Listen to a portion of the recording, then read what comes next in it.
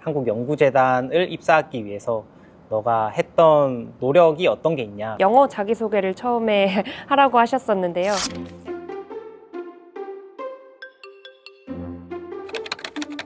안녕하십니까. 한국연구재단 신입사원 청렴경영팀 박연규입니다. 홍보기획팀 신예진입니다. 정보융합기술단 김혜종입니다. 호라이즌 유럽 TF 송예진입니다. 톡톡!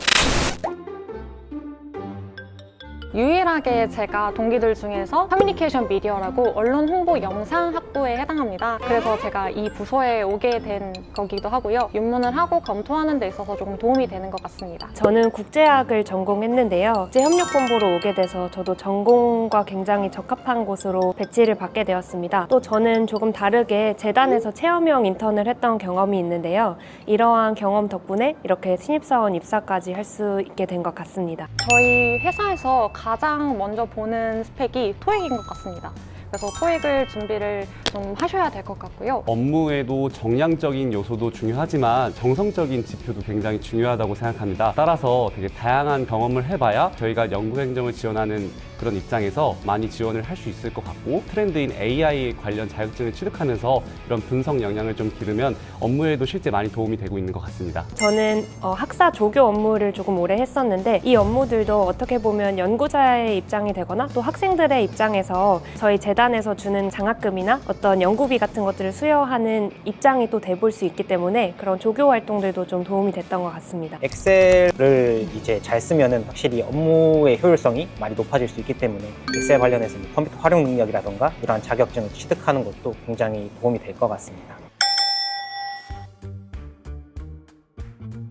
최근의 기술적인 이슈나 트렌드들을 많이 보고 학습했던 게 굉장히 도움이 많이 됐고 잘했다고 싶었고요. 영어 자기소개를 처음에 하라고 하셨었는데요. 제가 다행히 인턴 면접 경험 때 이걸 겪어본 경험이 있어서 미리 준비를 해갖고 그 덕분에 수월하게 시작을 할 수 있었던 것 같습니다. 최근에 기술 동향뿐만 아니라 경제 시사를 안다는 것은 여러 가지 그 논술부터 제반적인 NCS까지 도움을 주는 그런 경험이라고 생각하기 때문에 그런 경험들을 저는 굉장히 좀 잘 준비했다라고 생각이 들고요.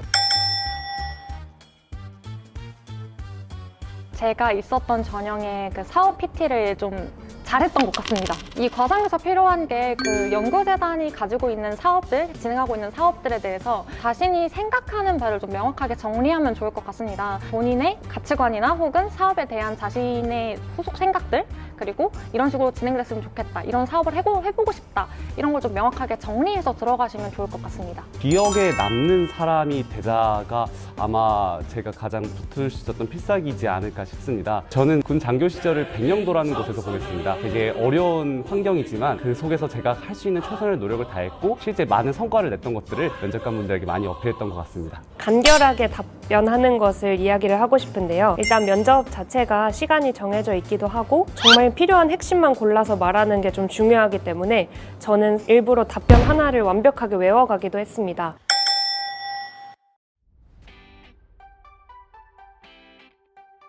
NCS 같은 경우는 P셋을 많이 푸시면 좋을 것 같습니다. 전공 시험 같은 경우는 어쨌든 논술로 나오는데 어떤 주제든 좀 많이 써보는 연습을 하는 게 중요하고 구조 같은 것도 한번 짜보시면 좋을 것 같고요. 사실 NCS라는 그 시험 자체가 분야가 다양하기 때문에 본인한테 맞는 분야를 집중을 해서 동일한 시간 내에서 어쨌든 빨리 풀어야 되는 시험이 주 목적이기 때문에 가장 선택과 집중이 중요할 것 같고요. 면접 같은 경우에는 차별화된 경험을 좀 구비를 하셔서 잘 어필할 수 있으면 소기에 좋은 성과를 얻을 수 있지 않을까 그런 생각이 듭니다. 또 논술 시험 같은 경우에는 어쨌든 연구재단에서 현재 주의 깊게 보고 있는 기술 동향이나 트렌드를 좀 알아두시면 좋을 것 같은데 재단 홈페이지에 웹진이나 웹 홍보물 등을 참고를 하셔서 그런 것들을 알아두시고 면접 같은 경우에는 우선 자신감이 가장 중요하고요. 자기가 정말 이 재단에 대해서 고민해본 흔적들이 좀 필요하다고 생각합니다.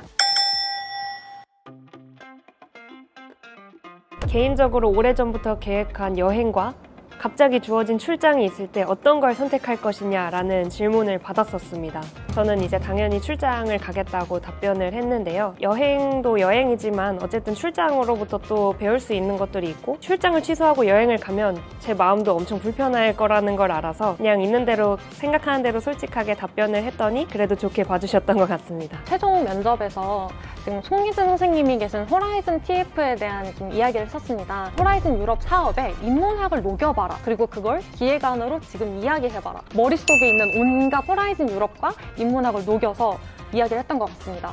근데 중요한 건 일목요연하게 좀 논리적으로 이야기를 하려고 했고 얘기를 하면서도 계속 정리하려고 했던 것 같습니다. 한국연구재단을 입사하기 위해서 너가 했던 노력이 어떤 게 있냐라고 이제 여쭤보셨는데요. 솔직히 모든 취준생분들께서도 공감하시겠지만 저희가 관심 있는 산업군 정도는 설정해놓고 그 산업군 안에서 이제 회사들을 이제 서칭을 하고 지원을 하지 한 가지 기업만, 한 가지 기관만 이제 포커싱해서 한우만 파는 이제 취준생분들은 많이 없으실 거라고 생각을 합니다. 그래서 이런 질문이 들어왔을 때는 한국연구재단만을 위해서 노력했던 그런 노력 포인트보다는 연구 개발이나 국가적 R&D 관련 사업에 관심이 있었고 후연구생 때부터 이러한 부분에 관심을 가졌었고 이전에 근무했던 기관에서도 이러한 부분에 관심이 많아서 이런 연구개발 업무를 수행을 했었다라는 이제 스토리라인을 좀 짜서 답변을 드렸는데 그 난해한 질문을 좀 다른 식으로 생각을 해서 잘 넘어갔던 것 같습니다.